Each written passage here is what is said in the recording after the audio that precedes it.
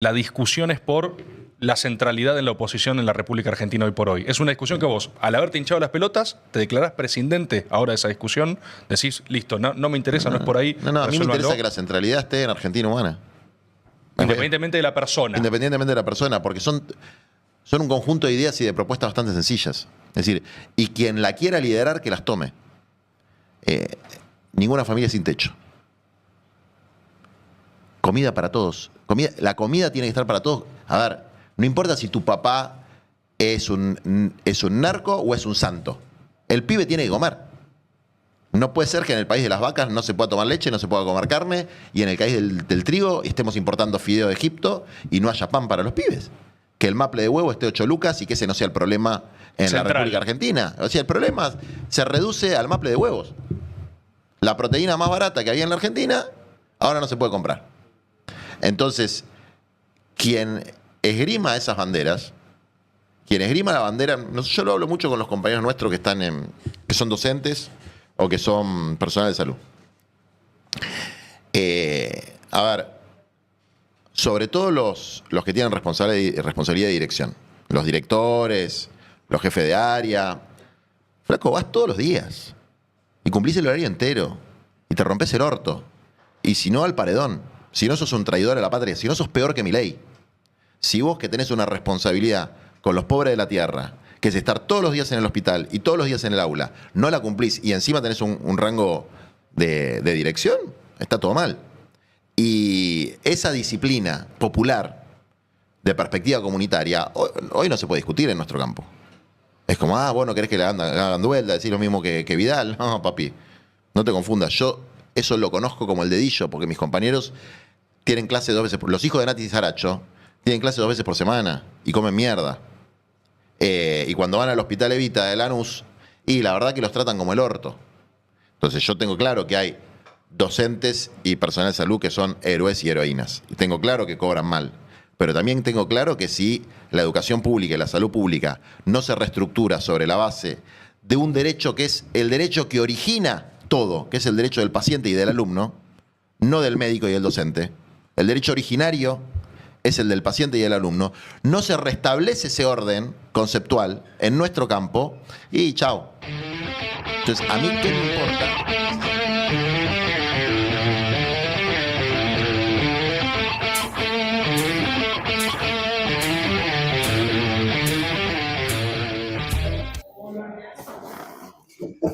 Bueno, ¿cómo están?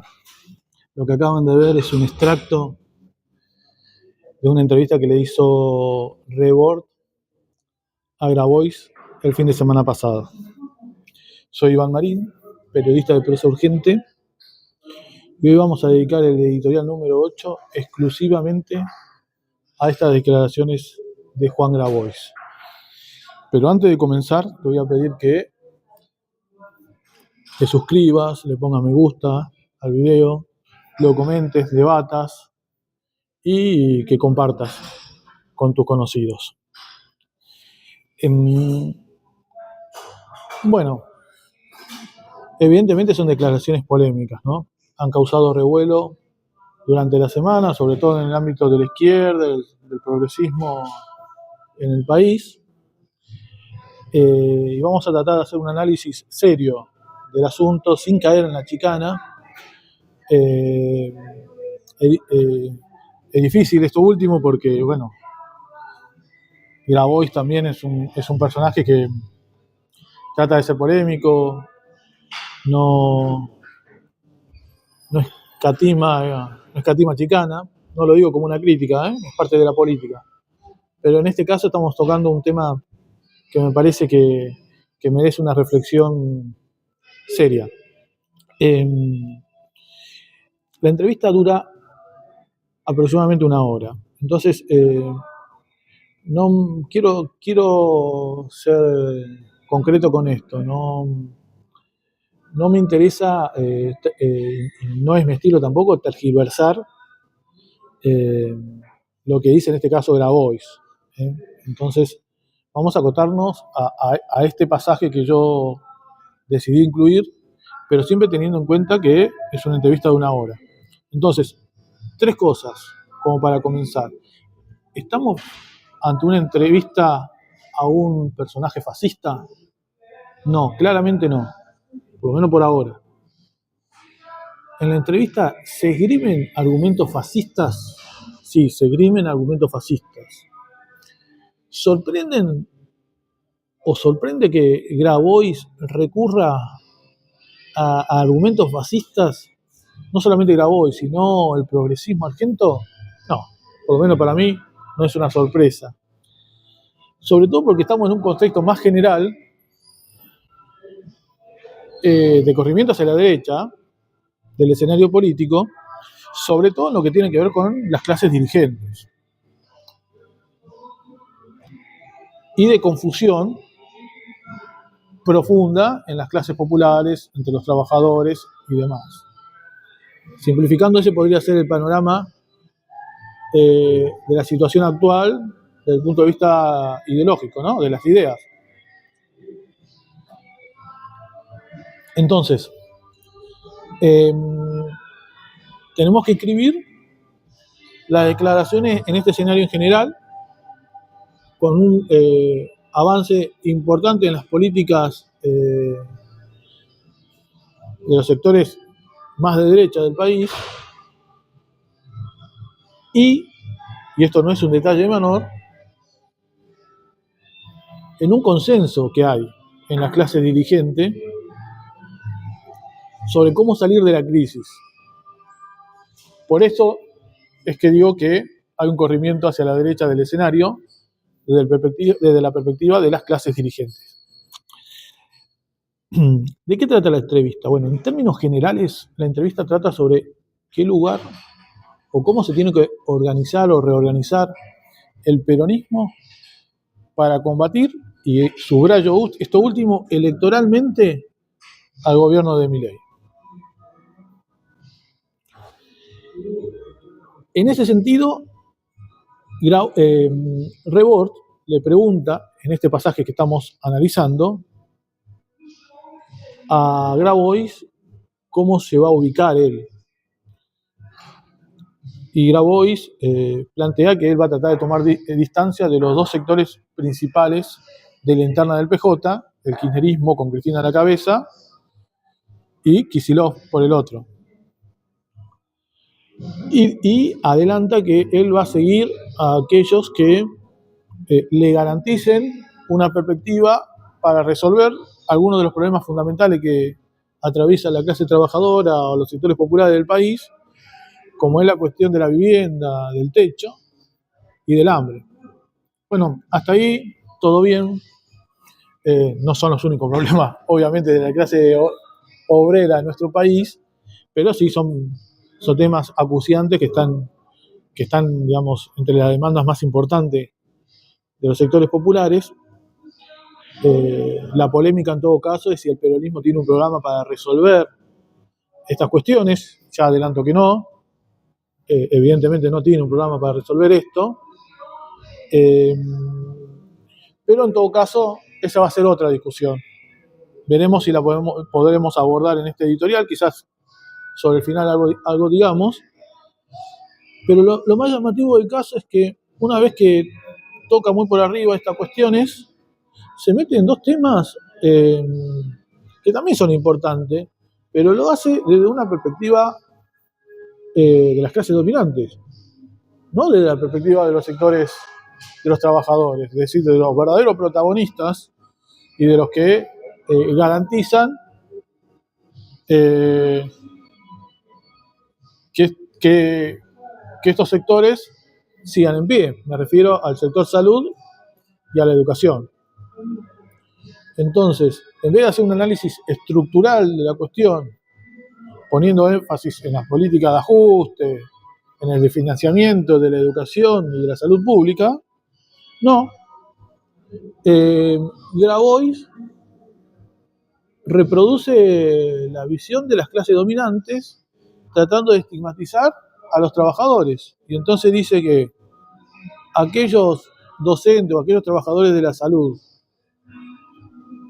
que no cumplan con sus responsabilidades son traidores a la patria son peores que Milei y merecen ir al paredón.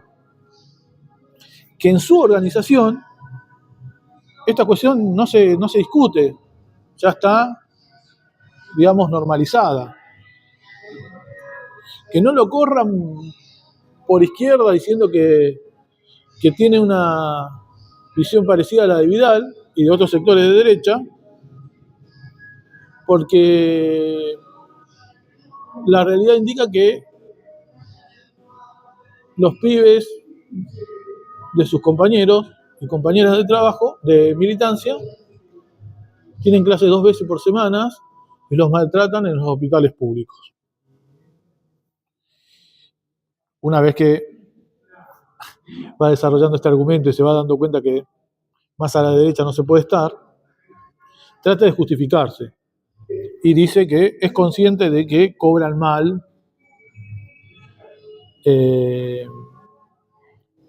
pero que hace falta una reestructuración. Esta palabra es clave, ¿eh? Ahora vamos a ir sobre eso.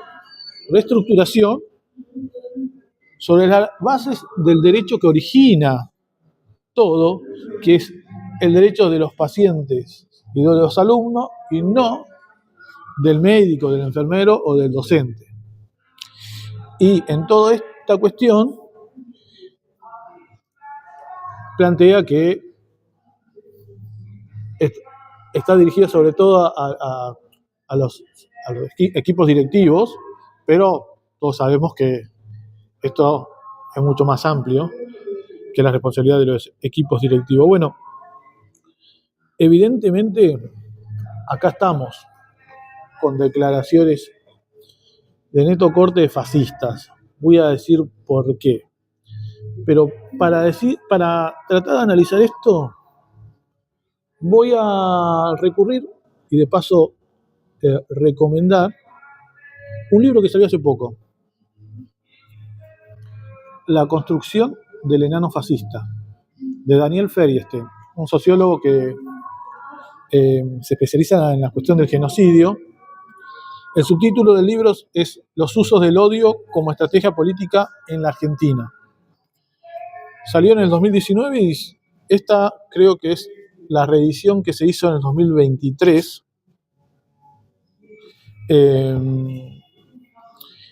El título del libro surge a partir de una frase que se le suele atribuir a la periodista italiana Oriana Fallaci, que la habría dicho en el programa Tiempo Nuevo de Bernardo Neustadt. No recuerdo en este momento si es sobre el final de la última dictadura o ya con el régimen constitucional. Creo que sobre el final de la última dictadura. Y bueno, antes de comenzar con el análisis de la frase, quiero leerle un pasaje. Vamos a ver si lo encontramos rápido.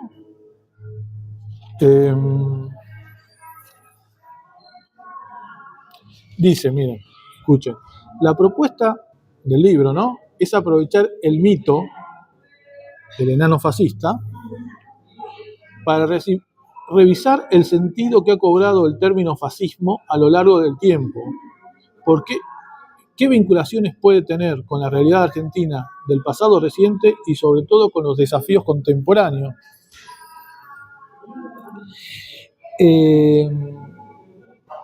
Más adelante dice otra cosa que es muy importante.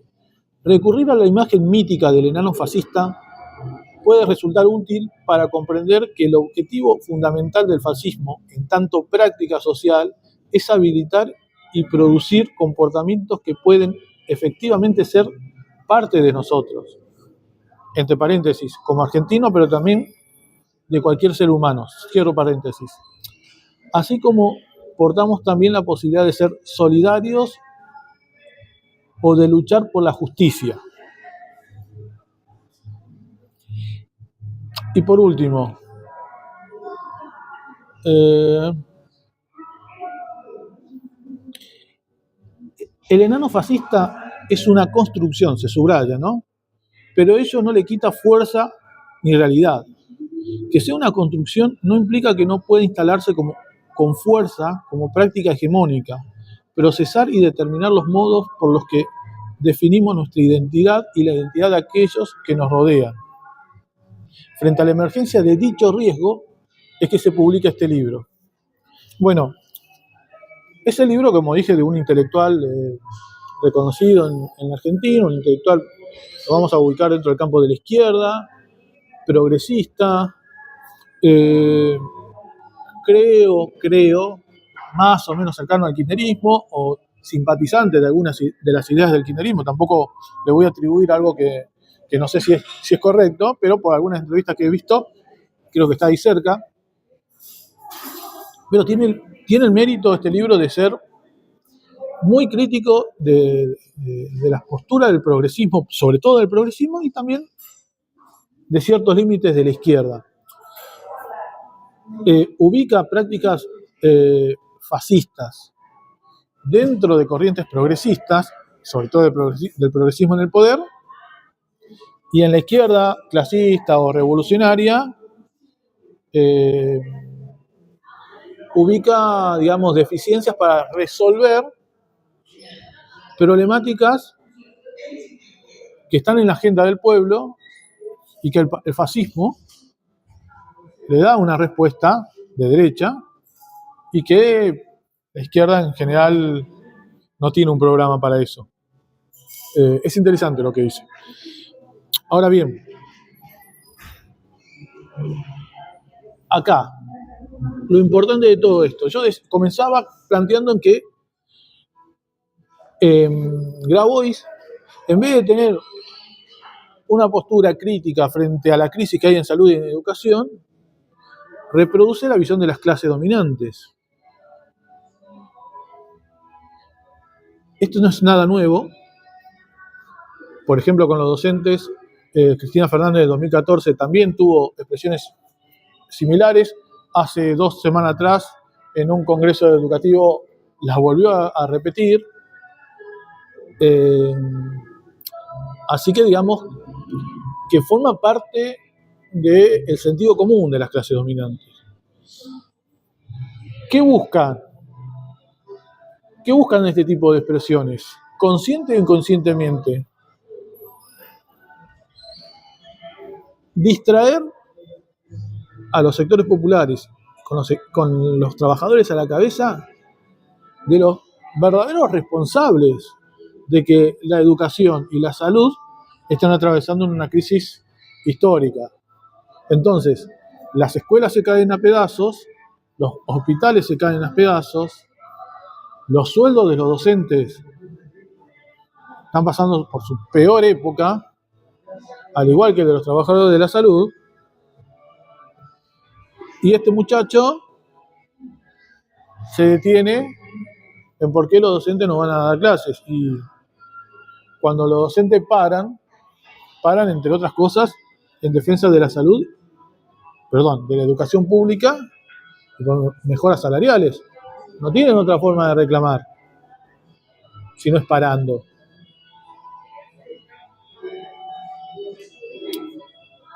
Fíjense ustedes que en última instancia acá lo que se está planteando es algo que está en los proyectos de todas las clases dominantes, o sea, en todas las provincias del país y obviamente también a nivel nacional, que es tratar de incorporar a la docencia en la ley de esencialidad, ¿no? Entonces, obviamente, si es una actividad esencial,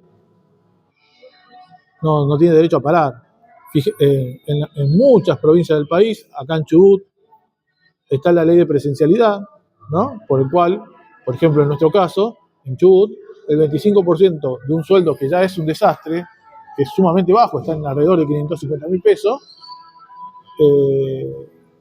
se cobra a partir de esta ley de presencialidad. Si vos faltás tres veces en la semana, ya no lo cobrás. Es decir, cobrás el 75% del sueldo. Y bueno, ¿qué dice Fredestein? El fascismo, en tanto práctica social, trata de canalizar estas frustraciones que hay en el pueblo, en este caso frente a la crisis de educación y de salud, y depositar esas frustraciones en los sectores populares y no en los verdaderos responsables. Y la característica fundamental de todo esto es que invita a la movilización social reaccionaria. El libro pone mucho énfasis en la diferencia entre lo que es el fascismo y lo que fue la última dictadura en nuestro país, la que se cobró 30.000 detenidos desaparecidos, ¿no? Hubo un genocidio en esa época, y planteé, y yo tengo acuerdo, que la dictadura lo que buscó fue paralizar todo intento de rebeldía por parte de los trabajadores y el pueblo.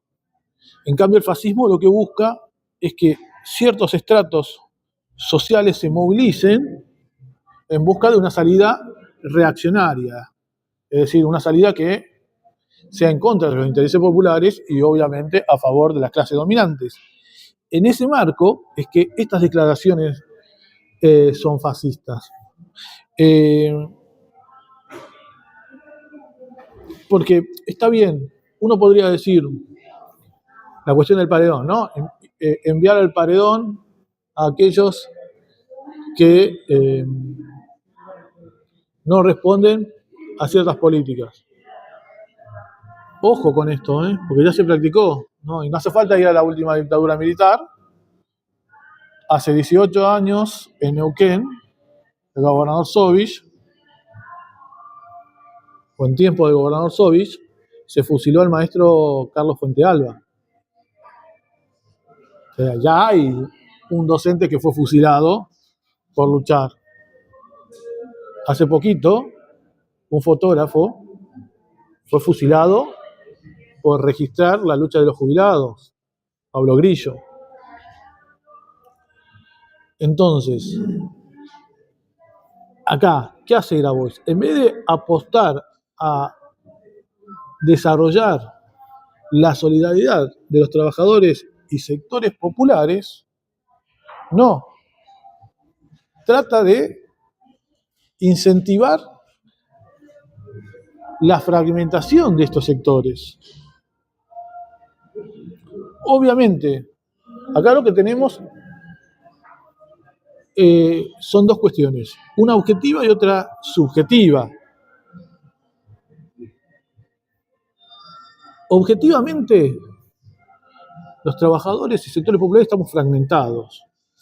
No pude leer el último resultado del INDEC que salió hace poquito, pero sí pude escuchar a algunos analistas que son serios y supongo que no estarán mintiendo, que dicen que el 40% de la clase trabajadora argentina está precarizada, es decir, está en negro y por ende no aporta a la previsión social, no tiene obra social, etc. Pero de la juventud el 60% está precarizado. Bueno, evidentemente eso implica un nivel de fragmentación muy grande en la clase trabajadora. Eso es objetivo. Ahora bien, subjetivamente, eso tiene sus consecuencias. No solamente por la fragmentación en la cual está inmersa la clase trabajadora, sino por una derrota histórica que se viene ya con la imposición del neoliberalismo en los años 80, 90 y hasta la actualidad, y la derrota de los proyectos revolucionarios en los años 70, ¿no?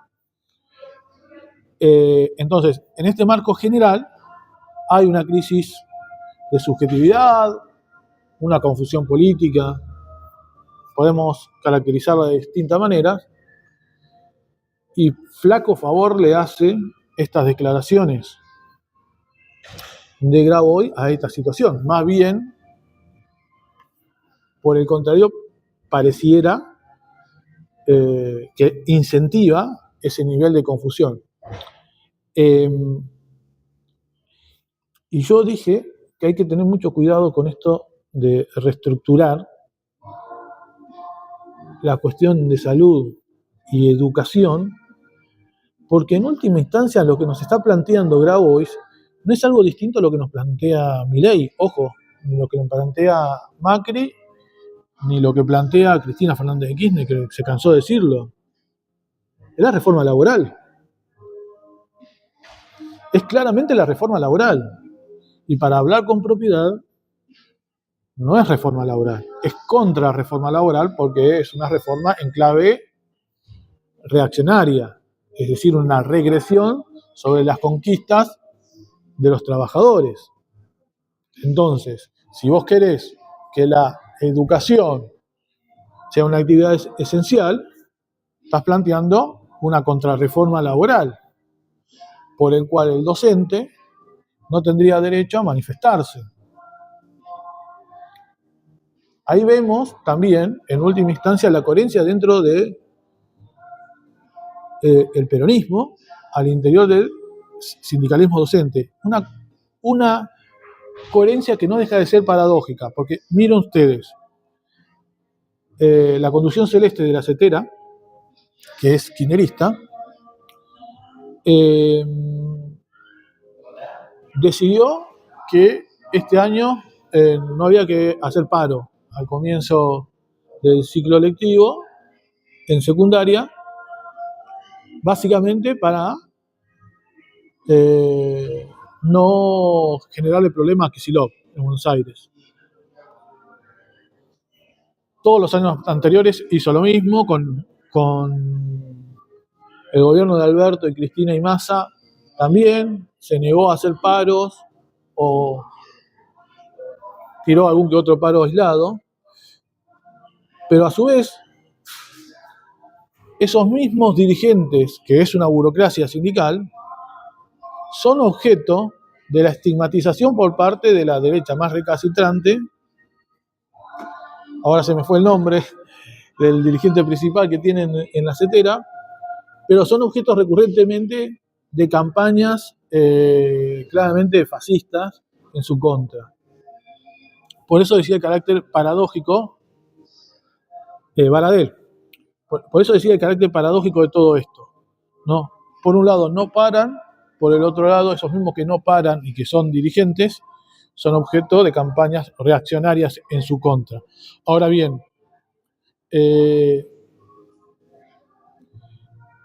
Grabois está adelantando lo que se viene en caso de que el kirchnerismo caiga y no haya una opción clasista, obrera, de independencia de clase para el futuro. El kirchnerismo o el PJ ya tiene un programa.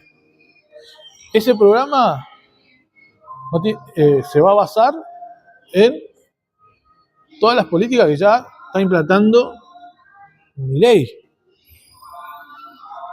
Y no hay que olvidar que al interior del PJ hay un sector que es claramente fascista. El PJ, el peronismo, ¿es un movimiento fascista? No, el peronismo no es un movimiento fascista, pero a su interior hay elementos estructuralmente fascistas, claramente. El principal de ellos es la CGT, los gordos de la CGT, ¿no? Ahí tenemos, por ejemplo, en el año 2010, el asesinato del compañero Mariano Ferreira, se me hizo una laguna, disculpen, el compañero Mariano Ferreira por parte de Pedraza, ¿no? De la Unión Ferroviaria. Pero los ataques de la burocracia sindical podrida e incluso patronal, porque muchos de ellos son patrones, son recurrentes a lo largo de la historia de nuestro país.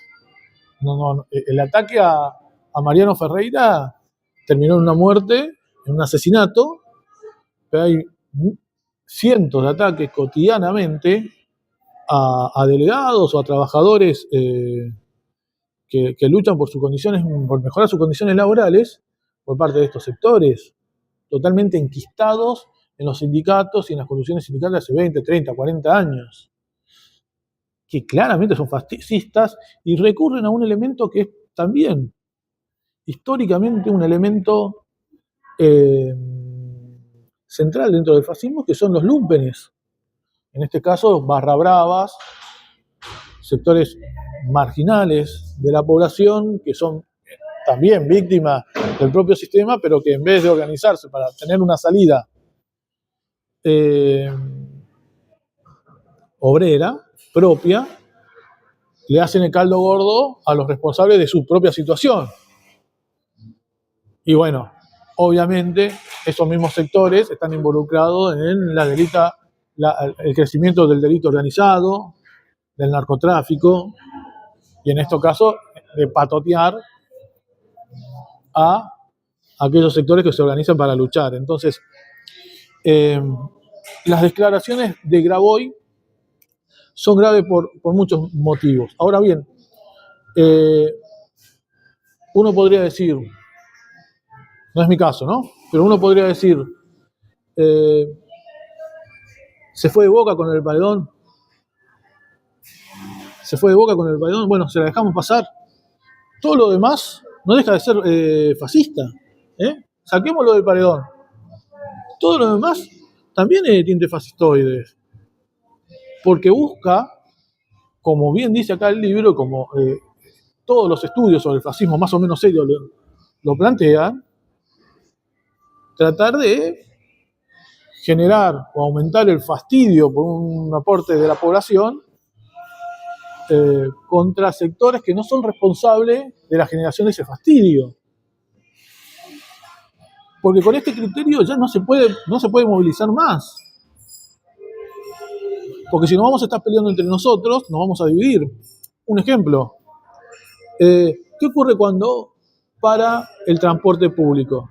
Yo, por ejemplo, muchas veces escucho a trabajadores pobres, ¿no? Porque obviamente se utilizan el transporte público acá en Trelew, pero ocurre en todo el país, agarrársela con los choferes de colectivo porque paran. Acá en Trelew es bastante común que paren los choferes de colectivo porque generalmente no le pagan en tiempo y forma.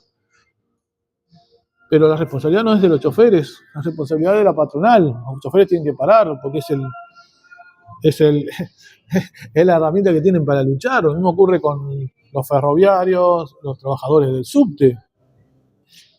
¿Qué va a decir Graboy frente a esa situación? No, que los choferes no pueden parar, porque son un servicio esencial, los trabajadores del subte tampoco, los trabajadores ferroviarios tampoco, porque miles, por no decir millones de trabajadores todos los días utilizan ese servicio para ir a trabajar. Entonces, no paren. Estamos viendo el carácter totalmente reaccionario de estas declaraciones, sacando incluso, o dejando de lado incluso lo del Paredón, que no es un detalle menor. Es grave lo que está pasando. Creo que Grabois, que es el sector más de izquierda encima que tiene el progresismo kirchnerista, ya adelanta el proyecto político que tiene el PJ y el kirchnerismo para reemplazar a Milei. Un proyecto político que por otra parte ya estaba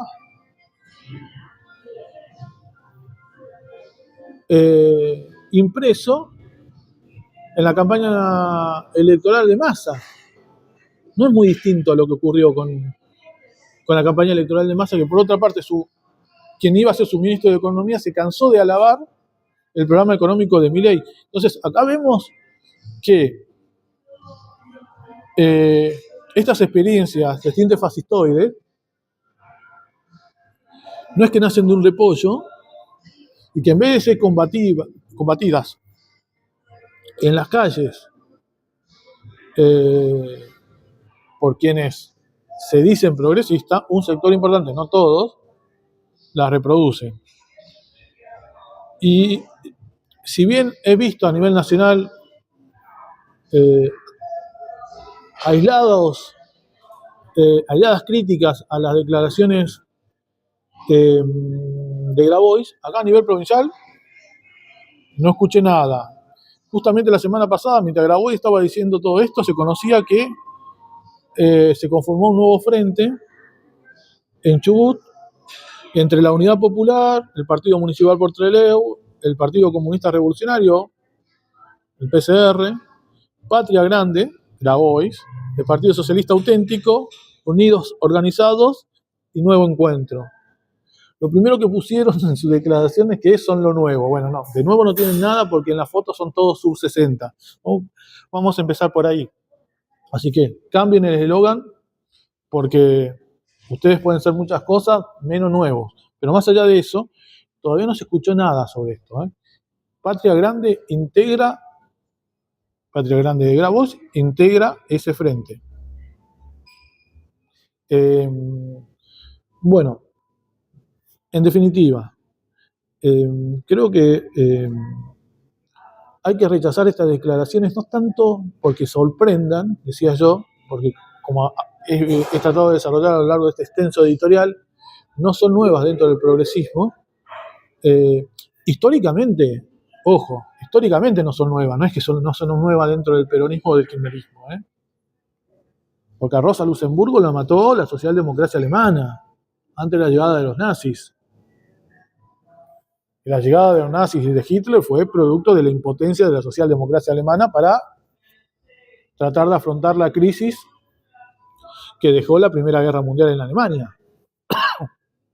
Un partido histórico, la socialdemocracia alemana, ya con 30 o 40 años, o 40 años ya es mucho, pero 20, 30 años de existencia.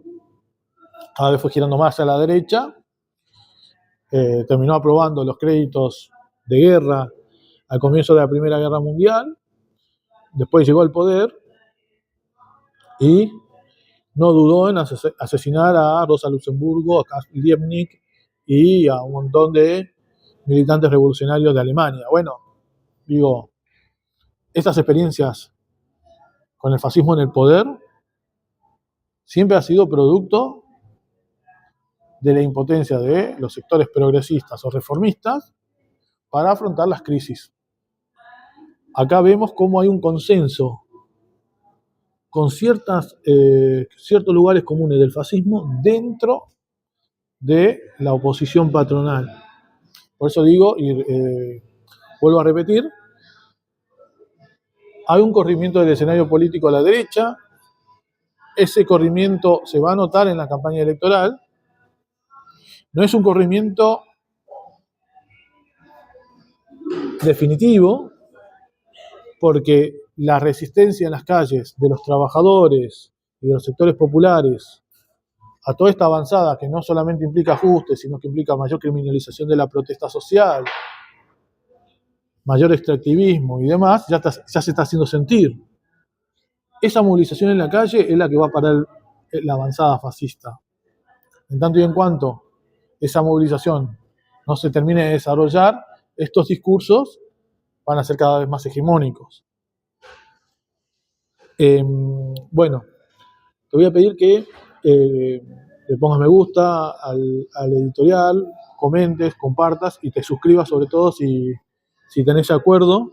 Me pareció importante no dejar pasar esta situación y bueno, a la espera de tus comentarios, a la espera de que podamos polemizar y sobre todo construir una comunidad crítica que pueda opinar sobre los principales hechos de la política internacional, nacional y provincial. Muchas gracias.